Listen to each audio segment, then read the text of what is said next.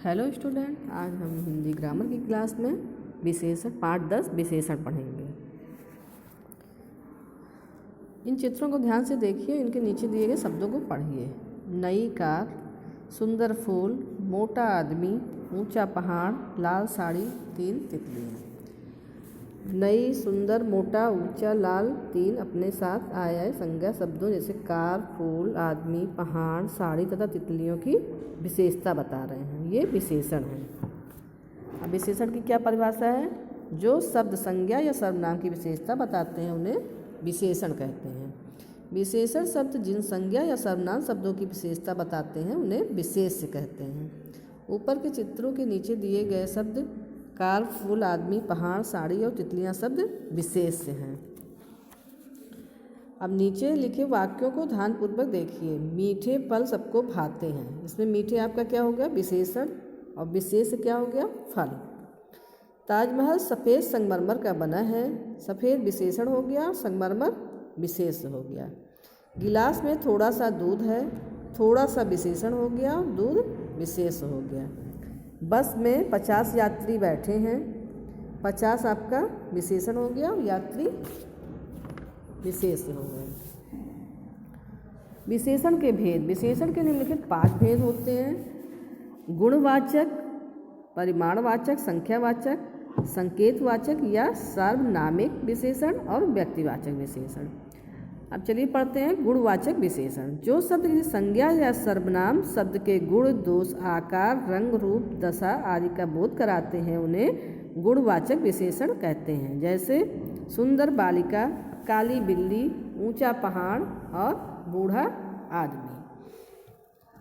कुछ गुणवाचक विशेषण इस प्रकार भी हैं: गुणबोधक, दोषबोधक, रंगबोधक, आकारबोधक, कालबोधक, दशाबोधक, स्पर्शबोधक और स्वादबोधक, गंधबोधक और ध्वनिबोधक। ये आप लोग बुक से पढ़िएगा।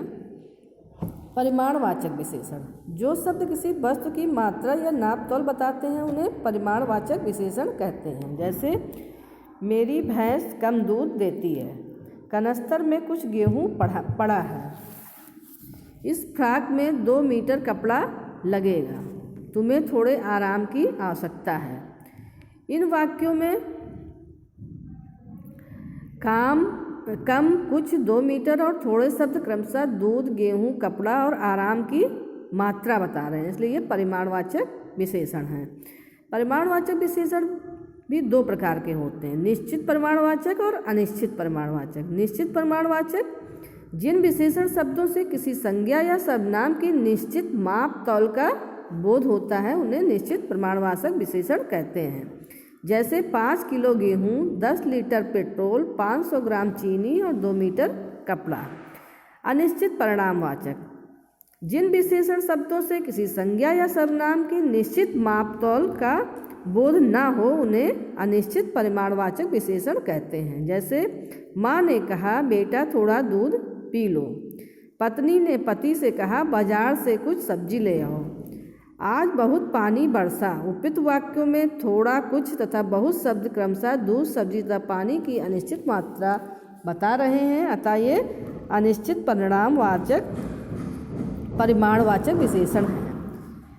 अब है संख्यावाचक विशेषण। जिन शब्दों से किसी संज्ञा या सर्वनाम की गिनती या संख्या का बोध हो उन्हें संख्यावाचक विशेषण कहते हैं। जैसे पिताजी मुझे 2 रुपये चाहिए। चारों भाई आपस में लड़ते हैं। वह दूसरी कक्षा में पढ़ता है। इन वाक्यों में 2, दूसरी तथा चारों शब्द क्रमशः रुपये, कक्षा तथा भाई शब्दों की संख्या का बोध करा रहे हैं, इसलिए ये संख्यावाचक विशेषण हैं। संख्यावाचक विशेषण भी 2 प्रकार के होते हैं: निश्चित संख्यावाचक विशेषण और अनिश्चित संख्यावाचक विशेषण। निश्चित संख्यावाचक विशेषण जिन शब्दों से किसी संज्ञा या सर्वनाम की निश्चित संख्या का बोध होता है उन्हें निश्चित संख्यावाचक विशेषण कहते हैं। जैसे गणनावाची, क्रमवाची और समूहवाची। अनिश्चित संख्यावाचक विशेषण जिन शब्दों से किसी संज्ञा या सर्वनाम की निश्चित संख्या का बोध न हो उन्हें अनिश्चित संख्यावाचक विशेषण कहते हैं। जैसे दुर्घटना स्थान पर बहुत लोग एकत्रित थे। कुछ छात्र यहाँ आओ।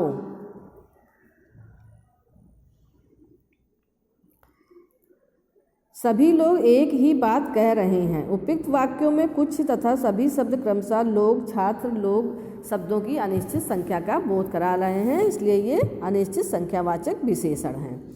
संकेतवाचक विशेषण या सार्वनामिक विशेषण, जो शब्द सर्वनाम होते हुए भी किसी संज्ञा से पहले आकर उसकी ओर संकेत करते हैं उन्हें संकेतवाचक विशेषण कहते हैं। क्योंकि ये सर्वनाम शब्दों से बनते हैं इसलिए इन्हें सार्वनामिक विशेषण भी कहा जाता है। जैसे वह बस इस ओर आ रही है, या लड़की अच्छा गाती है, वे लोग बाजार जा रहे हैं, बाहर कोई आदमी आपको पूछ रहा है। उपयुक्त वाक्यों में वह, यह, वे तथा कोई शब्द क्रमशः बस, लड़की, लोग तथा आदमी शब्दों की ओर संकेत कर रहे हैं, इसलिए ये संकेतवाचक विशेषण हैं। अब नेक्स्ट है व्यक्तिवाचक विशेषण। जो विशेषण व्यक्तिवाचक संज्ञाओं से बनते हैं उन्हें व्यक्तिवाचक विशेषण कहते हैं। जैसे नागपुरी संतरे, इलाहाबादी अमरूद और जयपुरी लहंगा।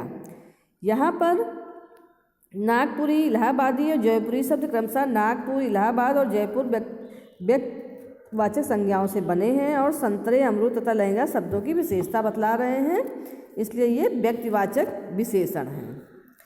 यदि सर्वनाम शब्द के ठीक बाद संज्ञा आई हो तो वह सार्वनामिक या संकेतवाचक विशेषण होगा, अन्यथा वह सर्वनाम होगा। नेक्स्ट, निम्नलिखित वाक्यों को ध्यान से देखिए तथा सर्वनाम और विशेषण के अंतर को समझिए। वह घर जा रही है, ये आपका सर्वनाम है। वह स्त्री घर जा रही है, ये विशेषण है। यहाँ कौन आया था, ये सर्वनाम है। यह कौन लड़का आया था, विशेषण है। वे पुस्तक पढ़ रहे हैं, ये आपका सर्वनाम है। वे लोग पुस्तक पढ़ रहे हैं, ये आपका विशेषण है। विशेषणों की तुलना, आप जानते हैं कि विशेषण संज्ञा या सर्वनाम की विशेषता बताने का काम करता है। अलग अलग व्यक्तियों या वस्तुओं में गुण, दोष आदि की मात्रा एक दूसरे से कम या अधिक हो सकती है, इसलिए जब हम तुलना करते हैं तो विशेषणों में कुछ परिवर्तन हो जाता है। इस आधार पर गुणवाचक विशेषण की 3 अवस्थाएं होती हैं।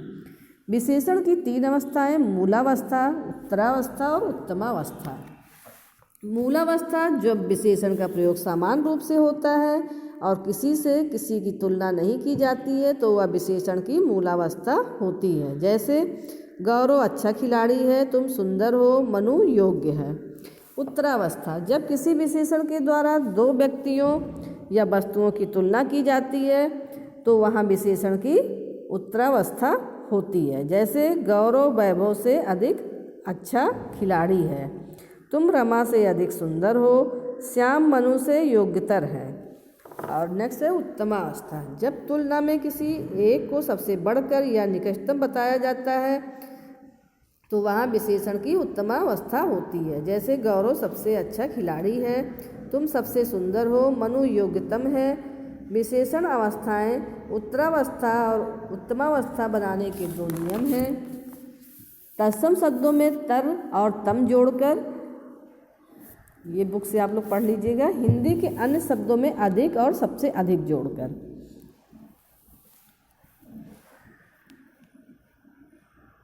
जो शब्द संज्ञा या सर्वनाम की विशेषता बताते हैं उन्हें विशेषण कहते हैं। विशेषण शब्द जिन संज्ञा सर्वनाम शब्दों की विशेषता बताते हैं उन्हें विशेष कहते हैं। विशेषण के 5 भेद होते हैं: गुणवाचक विशेषण, परिमाणवाचक विशेषण और संख्यावाचक विशेषण।